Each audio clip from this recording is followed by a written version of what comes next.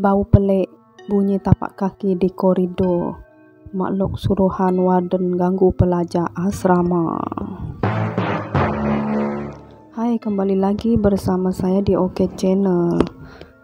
Kisah yang kita nak sampaikan pada kali ini ialah pengalaman tinggal di asrama.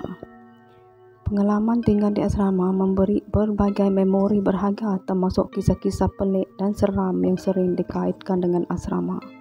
Orang kata, kalau tinggal di asrama, kejadian histeria selalu berlaku.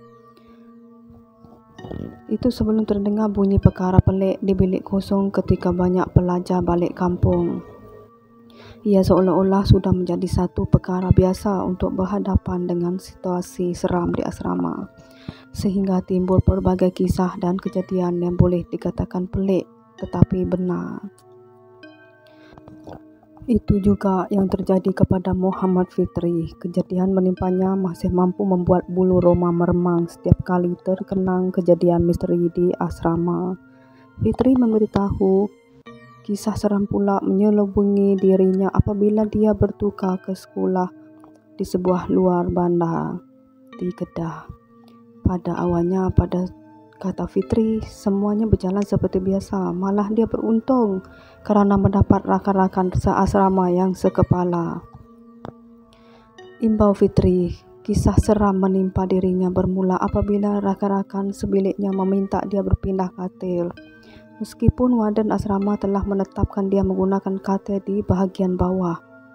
Enggan membantah arahan yang diberikan, Fitri terus memindahkan barangnya ke katil bahagian atas dan sempat bertanya sebab dia tidak boleh menggunakan katil itu.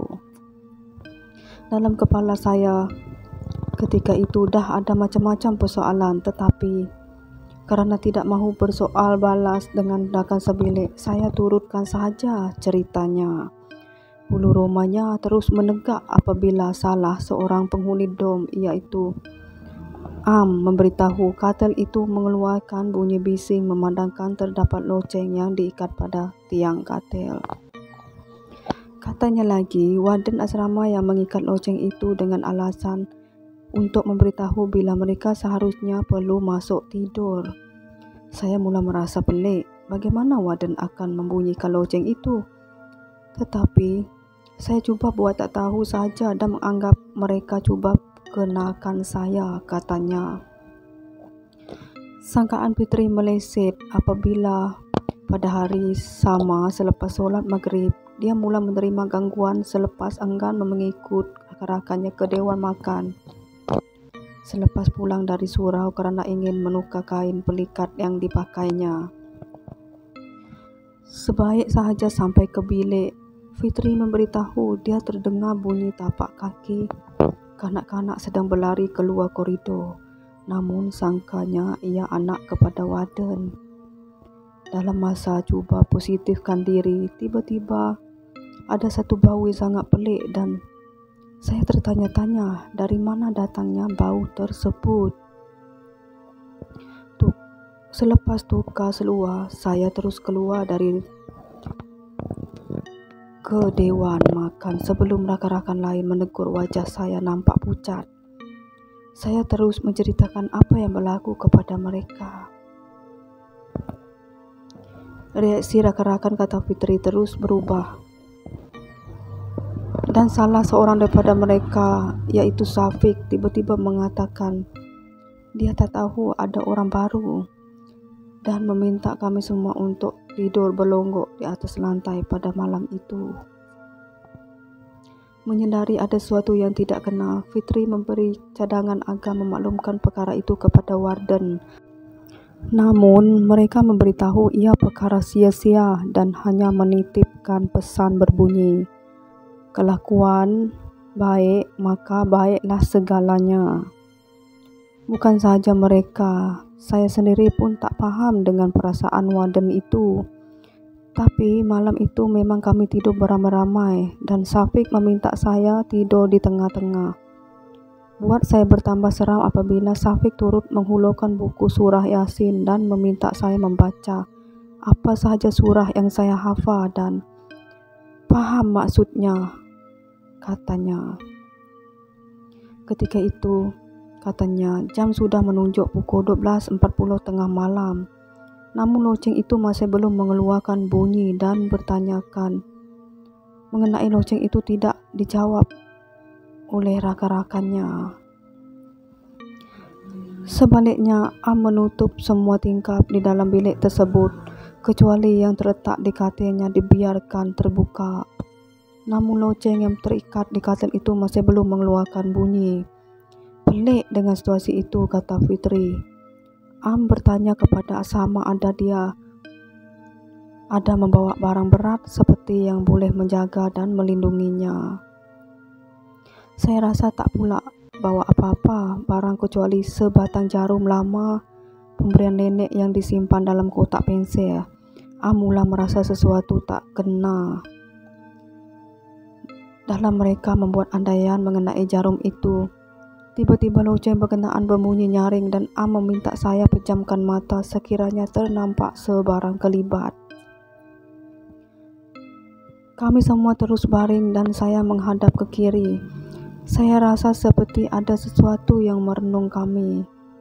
Bila saya melihat penjuru dom, seperti ada bayang-bayang seekor monyet berbulu hitam. Tangan monyet itu sangat panjang dan terus pejam mata. Sumpah, ia memang menakutkan. Pertama kali saya lalui perkara ini, saya tertidur macam itu sahaja.